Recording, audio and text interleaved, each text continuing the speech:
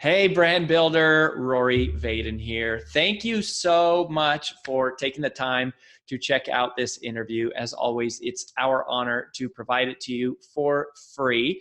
And wanted to let you know there's no big sales pitch or anything coming at the end. However, if you are someone who is looking to build and monetize your personal brand, we would love to talk to you and get to know you a little bit and hear about some of your dreams and visions and share with you a little bit about what we're up to see if we might be a fit. So if you're interested in a free strategy call with someone from our team, we would love to hear from you. You can do that at brandbuildersgroup.com/podcall, brandbuildersgroup.com/podcall. We hope to talk to you soon. Real artists don't starve. That is a philosophy that I believe in. That is the title of my good friend Jeff Goins' book, one of his books. He's written 5 books, I believe. He also wrote The Art of Work, and he is a true writer, a pure love, amazing, talented, gifted writer, which I admire because I write because it's necessary to speak and do the other things that we do. But he blogs at goinswriter.com. He's been featured in Psychology Today, Entrepreneur, Forbes. He lives here in Nashville, so I've known him for years now at this point. We just kind of like grew up in the business together. And he's just one of the coolest dudes. And he spends a lot of time with manuscripts, ones that he's writing. He's helping a lot of other people write their own manuscripts these days. And one of the things that he told me recently was, we don't let people write bad books.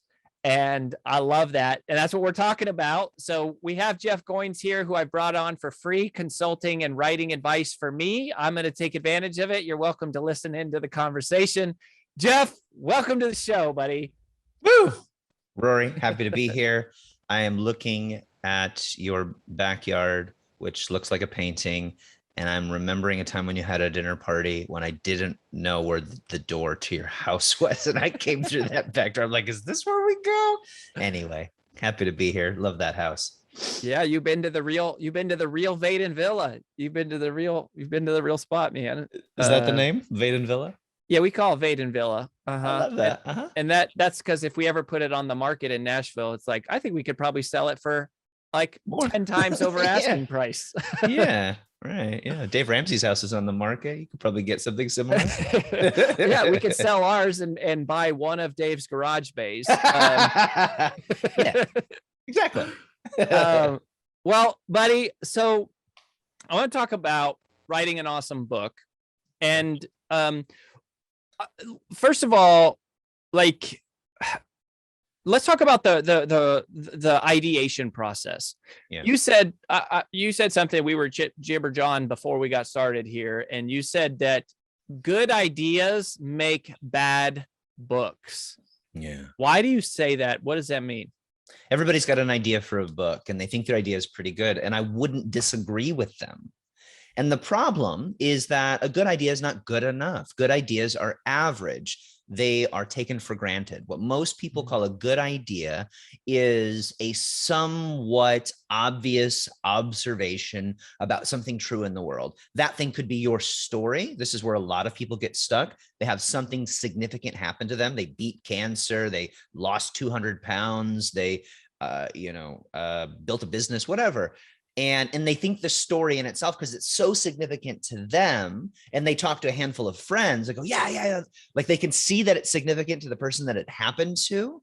And so their friends often encourage them, right? If you have friends who are not professional writers encouraging you to write a book, which is what I hear 90% of people, all my friends say, I need to do this. 90% of people are saying that they've got a good idea and their friends are telling them, that's not enough. And I'm not here to dissuade anybody. I'm here to challenge you to write something that people will pay attention to. And you can go do that. This is what most people do, is they have a good idea. Their friends who are not professional writers, right, who are unqualified, right? Think about this for a second. Nobody thinks about this, but just because your friends, all my friends say I'm pretty good at swimming, so I should become an Olympian.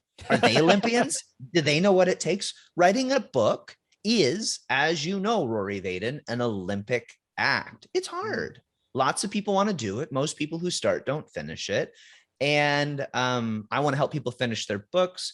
but I also have a commitment to the book itself, to the world of books, to the pantheon of literature, that we're not going to let more bad books go out into the world, because it's easy to put a book into the world. It is relatively easy. I could write something on Microsoft Word today, upload it to kdp.amazon.com, and it would be published in a day or two. And so the fact that that opportunity exists is, one, amazing, and two, it should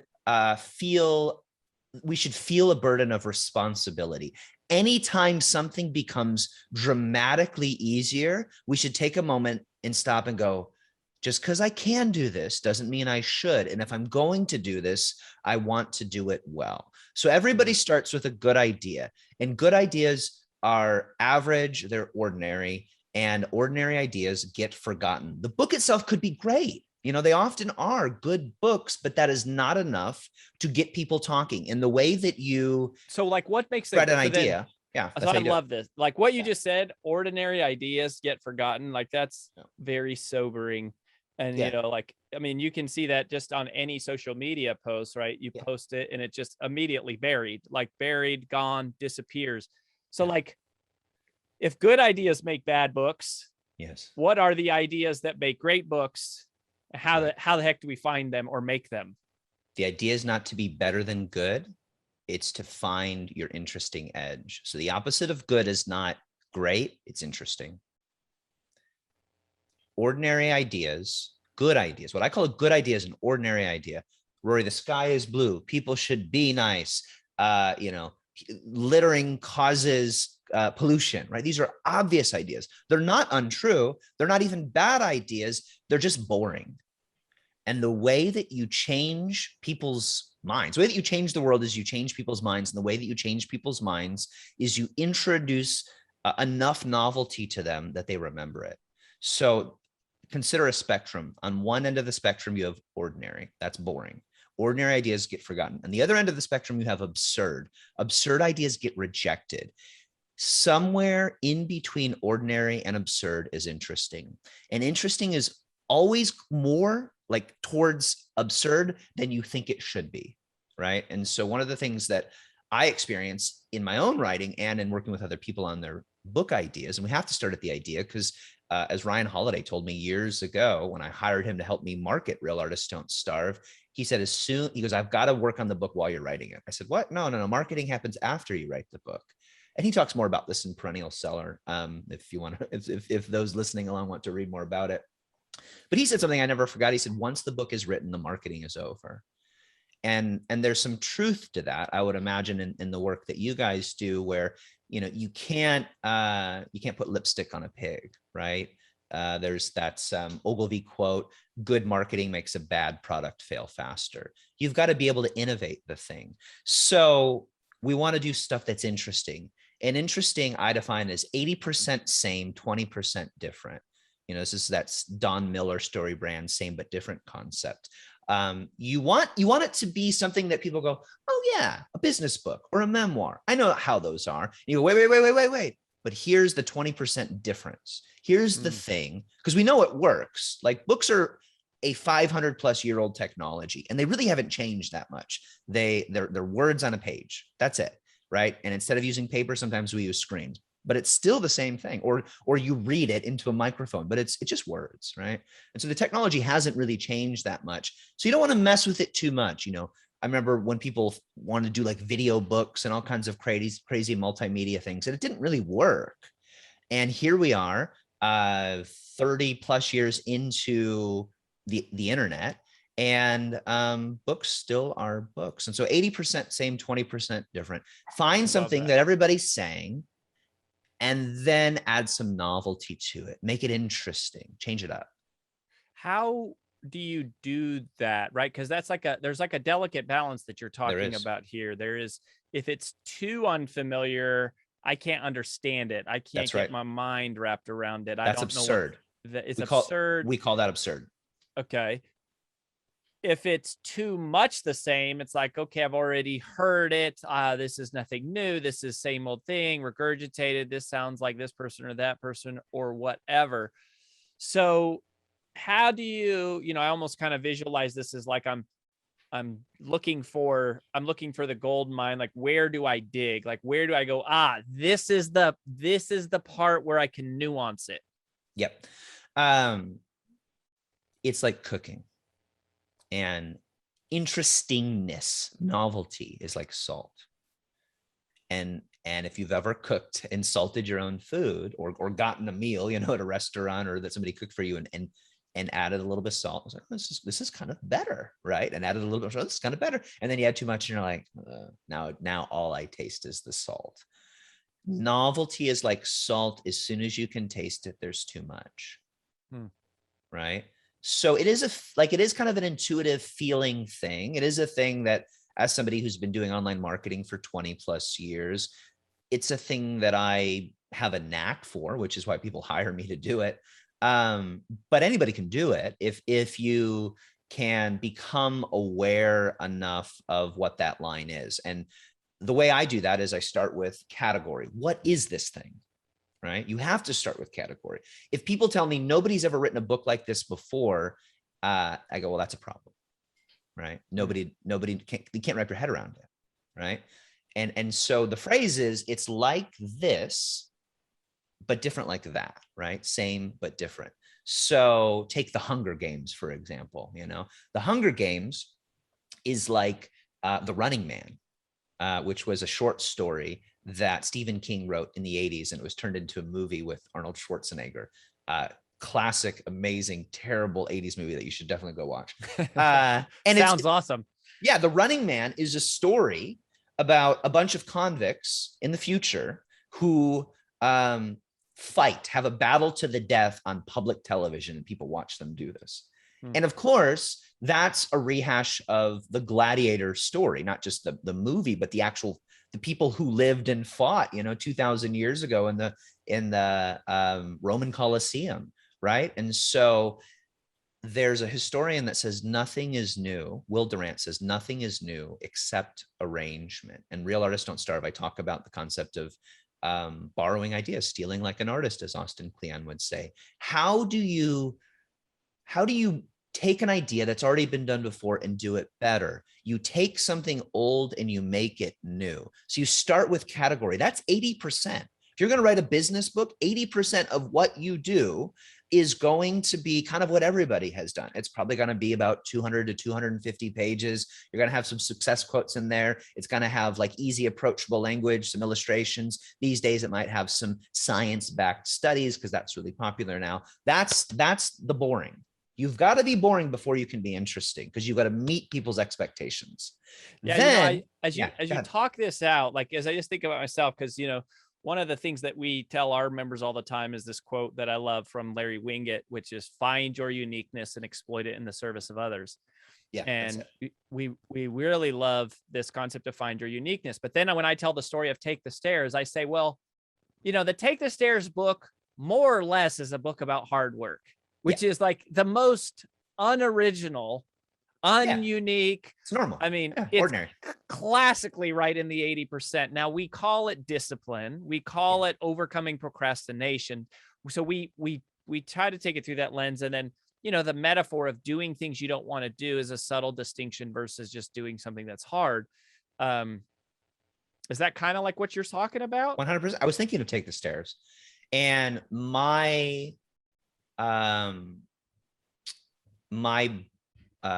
belief, my contention is that before someone buys the book, the idea has to spread. People buy the idea of the book before they buy the book itself. They have to, because they're hearing people talk. You can't read a book, you can't really test drive a book. You read a sample or something. But most people hear enough people talk about a book that they go, well, I guess I'm going to check out that book that everybody's talking about, right? And you had it baked into the title, right? You've got that classic success quote. Is that your quote? Is that somebody else's quote? Right? Like you've got about the rent is due every day. Yeah. I popularized it. It's a twist on something that I heard in college, but I definitely popularized that, made it public. But what's the quote again, so I don't butcher it? Success is never owned, it's rented, and the rent is due every day. Yeah. And then you got the metaphor of like I'm going to go out of my way to do something hard every day, i.e. take the stairs versus the elevator. So the metaphor is baked into the title. And that's the obstacle is the way is another example of that. It doesn't always happen that way, but if you can bake the big idea, that's an 80-20 same but different shift, people go, wow, that's amazing. And so you start with a category. So what I would recommend if you're writing Take the Stairs today, okay, Rory, go find at least 5 best-selling popular business books. Atomic Habits. Yeah. Yeah. Like just Exactly. habits. There's been a bunch. In fact, there's a bunch that sell way better than Take the Stairs. And I'm like, crap, what did we miss? Because they nailed it. And somehow we missed it. And it's basically the same idea, a different approach, right? Like Atomic Habits. That's tiny habits. It's one small change, a 1% change every single day is better than massive change, infrequently.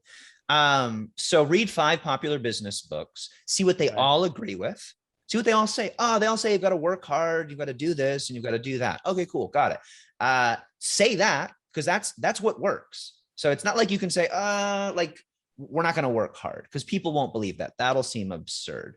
And then find a 20% difference. That's your uniqueness, something unique, some flair that you can add to it. Ryan Holiday has done this really well with the subject of Stoicism. He's taken something old and made it new again, but he's using modern stories, not just a bunch of like 2,000-year-old Roman dead guys, right?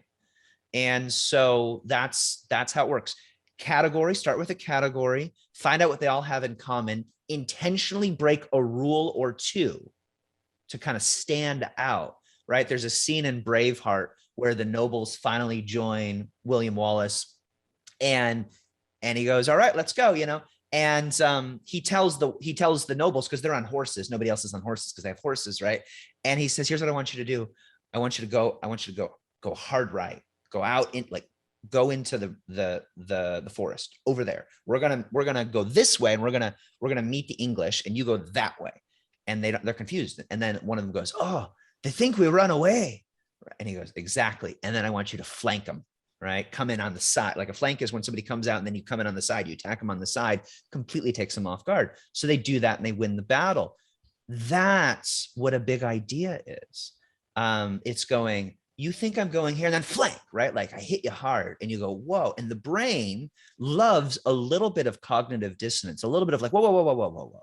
That can't be true. Is that true? That might be true. And there's 80% safety. There's like, yeah, it's packaged in a lot of safety, because too much novelty. A friend of mine who's a neuroscientist says, you really, anything more than a 3 to 5% daily change in terms of habits, attitudes, etc., is too much, and your brain will, your whole nervous system will actually shut down if you try to change too quickly, which is a whole other conversation. But the point is, enough change, just like enough little change, enough novelty. It's like Inception, right? Where you inject a little tiny idea that changes everything. That's a big idea. And then you're finding that so that's what we're looking for. We're looking for that 20% twist, novelty, change, adaptation, flank, whatever you want to call it. But does it have to be true? And is it making it better, or is it just different, or can it be all of those? It's different. It doesn't have to be true. Have to be honest. You can lie and get a lot of people to believe you, and you will be interesting for a while. And false ideas eventually get found out. So I don't recommend it. But the truth is that an idea doesn't have to be true for it to be interesting. It just doesn't. There are plenty of memes and urban tales, urban fables that spread that are not true, right? But they spread for a while.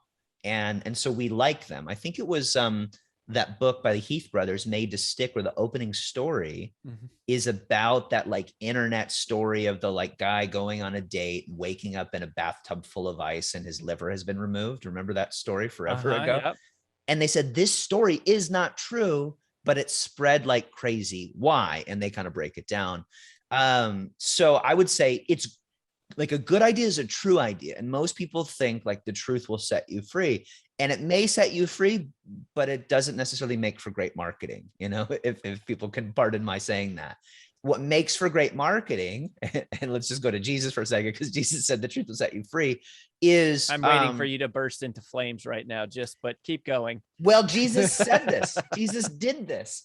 And all great political, religious, and thought leaders do this. They go, everybody thinks X, but what's actually true is Y. You have heard this, now I tell you this. You have heard eye for eye, tooth for tooth, now I tell you, love your enemy. Those are big ideas. Those are interesting ideas. What does he do? Starts with the familiar and then adds some novelty to it. So if you don't remember anything else, remember the phrase, everybody thinks X, but what's actually true is Y.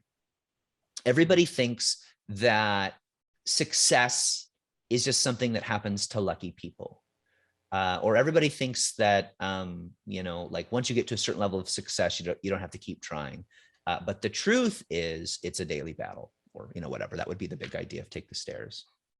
And then the last thing that I would add is there are tropes that you can use to do this better. And a trope. This is a literary trope. term. Yes, a trope is writer. Look, we're not playing Scrabble, dude. Like, bring it down a notch. A trope. I never heard that word. A trope. A trope is something that just works. It's a tactic. So, for example, writers talk about tropes in writing fiction, telling stories, because fiction stories are formulaic. If you've ever read Robert McKee's book Story or Save the Cat, that's a trope. Save the Cat is a trope, and the trope is, if you want people to like your hero, you have to get them to do something noble within the first 20 minutes of the movie. So, Rocky is just kind of this like, kind of dumb, Italian guy in Philadelphia. And you see him like doing nice things for his neighbors, saying hello to the nice guy, etc. This works even with like anti-hero stories like, The Godfather or like Breaking Bad. Walter White, in the first episode, you see he's this hardworking science teacher who's got a disabled son, and you like him because he's just trying really hard. And that's the excruciating thing about that show, is this guy gets progressively worse and worse. He is a villain, and there's part of you that's still rooting for him. So that's a trope. And when we think about big ideas, things that just work, there are just the formula is everyone thinks X, but what's actually true is Y. And then some skins that you can put on that would be like, old is new. Old is new is stoicism. Old is new is any like, church that says, hey, we're doing things the way they did in the New Testament 2,000 years ago. And we assume that just because something's old, it's authoritative, right? You see this all the time. This is paleo, right? Like, this is how the cavemen ate. Well, like, didn't they live to like age 40? Why are we doing this? No. Cavemen did it. It's good, right? It doesn't make sense, and it doesn't need to. It's interesting. So old is new, good is bad, or bad is good would be another one. Malcolm Gladwell's book, David and Goliath, all of Malcolm Gladwell's books do this, but David and Goliath is about why strength is weakness and weakness is strength. That's good is bad, bad is good. We think strength is good. Well, sometimes it's not good. And the ketogenic diet would be an example of that. You and I are roughly the same age, I think. And I remember growing up in the 80s and 90s being told that fat was bad, low fat diet, no fat. Like, you're reading the labels looking for fat, don't eat fat. Now you have, it's actually old is new because it's a version of Atkins, right? But a different take on it. And it's like, hey, this thing that you were told was bad, fat, we want you to eat as much of that as you possibly can. And so the ketogenic diet became popular, not because of the science, but because an entire generation of people were told something was bad, and now they're being told it's good. And interesting. The backing of it, this is being predictably irrational. People are predictably irrational, to quote Dan Ariely. The rationale behind it, the science, convinces you of something you already emotionally want to be true. So good is bad, bad is good, big is small, small is big. Anything that appears to be one way and is another way, these are tactics and books that work well. Another one would be chaos is organized, right? Chaos is order. What appears to be frenetic and crazy and chaotic actually has a hidden organizational structure to it. That is the plot to every mystery movie, every Ocean's 11 movie. You're like, what's going to happen? What's going to happen? There's the plan that goes completely wrong. And by the end of it, you realize this was George Clooney's plan all along. And so these are tactics that work well. So, you know, so that's how you're digging in, and that's what you're looking for. You're just kind of going like, okay, where is the repositioning or the reimagining of the 80%? Yeah. It's almost like a punchline. I mean, in comedy, right? That's how we teach the psychology of laughter. Is you get the audience thinking something, and then you twist, and that's where the laugh happens. That's the same thing. The science of comedy is interesting because it's about surprising people. Surprise. But when you delightfully surprise somebody, they laugh. When the surprise goes in another direction, they cry. Right. So comedy and tragedy are the same thing. The result is just different. Ken Davis, a comedian, I think you know Ken, told me one time, here's how you tell a joke. You get a table and you put a tablecloth on the table, and you set the table. You put, you know, plate and some silverware and a napkin and a glass and another glass. And then you pull the tablecloth, right? That's how you tell a joke.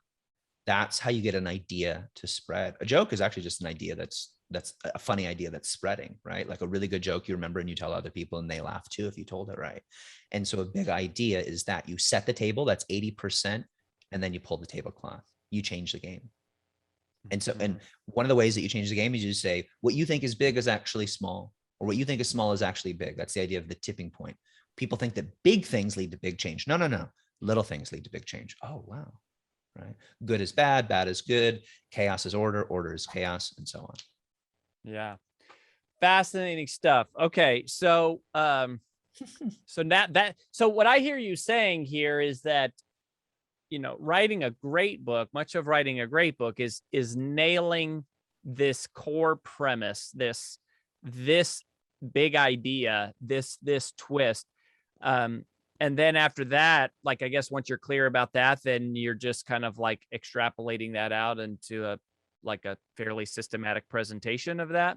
Yeah. And to be fair, I mean, this is probably not all books. It's a lot of books, I think, but the kind of books that I'm interested in working on, the kind of books that I want to write, I want to work on with other people, are big idea nonfiction books that can be memoir, personal development, business, whatever, but they're going to change the way people think about something. Because if you change the way people think about a given topic, you change the world. I'm not trying to like change the world, but I want to add, you know, something good to it. And this is where we're trying to do that.